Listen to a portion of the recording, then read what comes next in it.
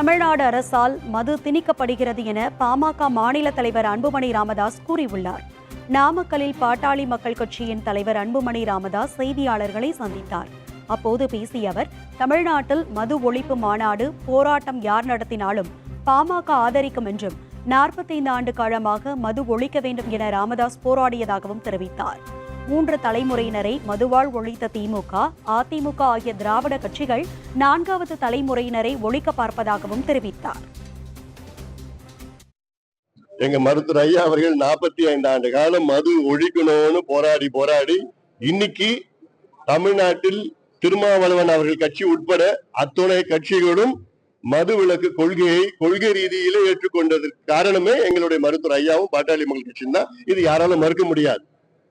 ஆனாலும் அதே நேரத்திலே இன்றைக்கு தமிழ்நாட்டில் மது என்பது மிக மோசமான ஒரு பிரச்சனை.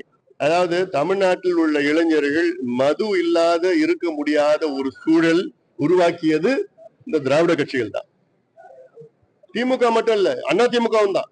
அதாவது இவங்க திமுக சொல்றாங்க திராவிட மாடல் என்ன பொறுத்த வரைக்கும் என்னன்னா, தமிழ்நாட்டில் இளைஞர்கள் மது இல்லாம இருக்க முடியாது. இதுதான் திராவிட மாடல். 3 தலைமுறைகளை மதுவை கொடுத்து ஒழிச்சிட்டாங்க. இப்ப 4வது தலைமுறை ஒழிக்க பாக்குறாங்க. அந்த அளவுக்கு இருக்கு இப்ப மது.